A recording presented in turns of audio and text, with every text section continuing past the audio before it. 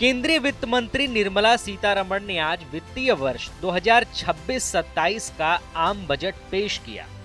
पूरे 85 मिनट के बजट भाषण में बिहार शब्द का एक बार भी उल्लेख नहीं हुआ। वित्त मंत्री ने पटना का नाम जरूर 2 बार लिया। यह तथ्य इसलिए अहम माना जा रहा है क्योंकि पिछले वित्तीय वर्ष 2025-26 के बजट में बिहार का नाम 8 बार लिया गया था और राज्य को कई बड़ी सौगातें भी मिली थी। हालांकि बजट में लिए गए कई फैसलों का अप्रत्यक्ष लाभ बिहार को मिलने की बात कही जा रही है। इस बार इनकम टैक्स स्लैब में कोई बदलाव नहीं किया गया है। इससे मध्यम वर्ग को न तो राहत मिली और न ही अतिरिक्त बोझ पड़ा। वहीं कैंसर समेत 7 गंभीर बीमारियों की दवाओं को सस्ता करने की घोषणा की गई है, जिससे बिहार के मरीजों और उनके परिवारों को सीधा फायदा मिलने की उम्मीद है। बजट में बुनियादी ढांचे पर विशेष जोर दिया गया है। वित्त मंत्री ने अगले 5 वर्षों में देश में 20 नए वाटरवेज बनाने का ऐलान किया है। नेशनल वाटरवेज उड़ीसा में बनेगा, जिससे खनिज क्षेत्रों को बंदरगाह से जोड़ा जाएगा। इसके साथ ही शिप रिपेयर इकोसिस्टम विकसित करने की भी घोषणा की गई है। इसके तहत वाराणसी और पटना में विशेष केंद्र खोले जाएंगे। इस फैसले को बिहार के लिए महत्वपूर्ण माना जा रहा है, क्योंकि इससे पटना में रोजगार के नए अवसर पैदा हो सकते हैं। रेल कनेक्टिविटी को लेकर भी बजट में बड़ा ऐलान किया गया। वाराणसी से सिलीगुड़ी तक हाई स्पीड रेल कॉरिडोर बनाने की घोषणा की गई है। इस रूट में बक्सर, आरा, पटना, कटिहार और किशनगंज को शामिल किया गया है, जिससे उत्तर और दक्षिण बिहार दोनों क्षेत्रों को लाभ मिलने की बात कही जा रही है।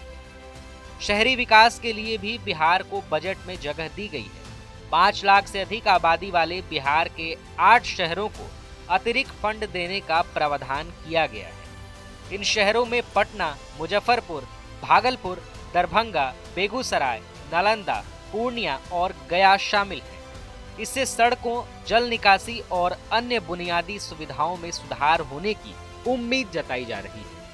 पिछले बजट 2025-26 में बिहार को कई बड़ी घोषणाएं मिली थी। उस दौरान केंद्रीय करों में 1.43 लाख करोड़ रुपए की हिस्सेदारी दी गई थी। इसके अलावा 15,000 करोड़ रुपए का ब्याज मुक्त ऋण, मखाना बोर्ड का गठन, ग्रीनफील्ड एयरपोर्ट, IIT पटना का विस्तार, रामायण सर्किट और कोसी नहर परियोजना जैसी योजनाओं की घोषणा की गई थी।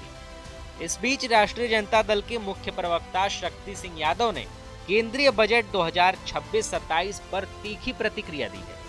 उन्होंने बजट को दिशा विहीन और जनविरोधी बताया।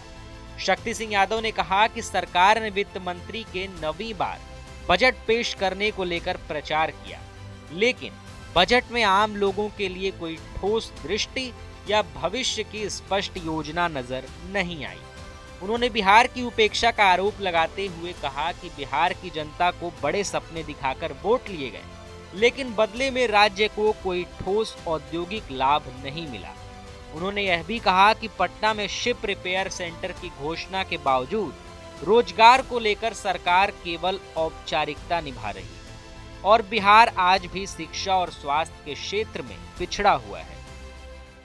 भारतीय जनता पार्टी ने शोर किया कि 9वीं बार निर्मला सीतारमण लोकसभा में देश का बजट पेश करेंगे। इतना निराशाजनक, दिशाहीन बजट आज तक देश के किसी मंत्री ने पार्लियामेंट के अंदर में कभी पेश नहीं किया। ये अजूबा वित्त मंत्री है, अजूबा सरकार है। बिहार के साथ तो छलवा हुआ है। घोषणा हुआ कि वो मरम्मती करेंगे जहाज का। अरे बिहार को पलायन से मुक्ति चाहिए। बिहार को जो निचले पैदान पर शिक्षा है उसको ऊपर ले जाने की बात थी। जो स्वास्थ्य सेवा जो निचले पैदान पर था उसको ऊपर ले जाने की बात थी। हम लोग ये सोच रहे थे कि बिहार को विशेष राज्य का दर्जा मिलेगा, विशेष अवसर और पैकेज मिलेगा। आर्थिक सर्वेक्षण ने आंखें खोल करके रख दी कि बिहार का प्रति व्यक्ति आय क्या है। 150 रुपया से लेकर 190 रुपया, 70,000 का सालाना भी नहीं, जो देश में बिहार सबसे निचले पैदान पर है। बिहार से खाली वोट लीजिएगा, बिहार को छलिएगा। जब जरूरत आएगा पिछड़ों की, दलितों की, कमजोर तबकों की, उपेक्षितों की, लांछितों की सशक्तिकरण किया समय आएगा तो आप उनके खिलाफ हो जाओगे, और जब आपकी जरूरत पड़ेगी तो आप हिंदू बनाओगे। देश की बजट ने पूरे देशवासियों को निराश किया है और बिहार के लोग तो मायूस हैं। भाजपा को जवाब देना चाहिए। वहीं उप मुख्यमंत्री सम्राट चौधरी ने बजट पेश होने के बाद कहा कि आज जो बजट पेश हुआ है उसमें 2047 के भारत की साफ साफ झलक देखी जा सकती है।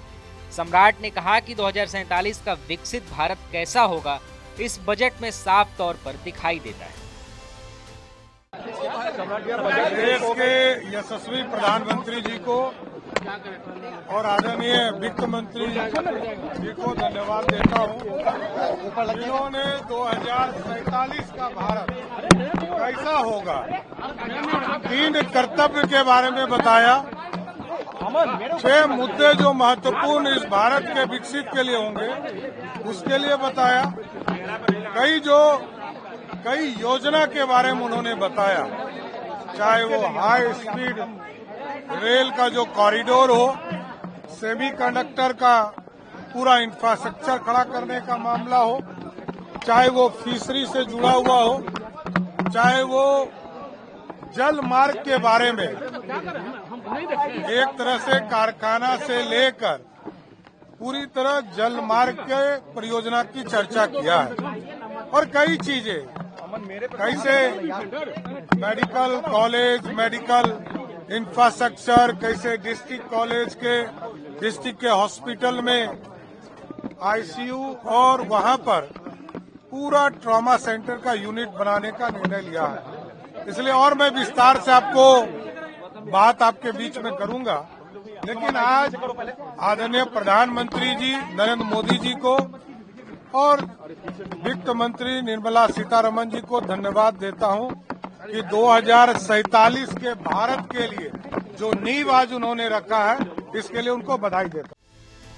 कुल मिलाकर केंद्रीय बजट 2026-27 में जहां बिहार का नाम सीधे तौर पर नहीं लिया गया, वहीं कुछ घोषणाओं से राज्य को लाभ मिलने की संभावना जताई जा रही है। दूसरी ओर विपक्ष ने बजट को लेकर बिहार की उपेक्षा का आरोप लगाया है। ऐसे में बजट के फैसलों का असर जमीन पर कितना दिखता है, इस पर सभी की नजरें बनी हुई हैं।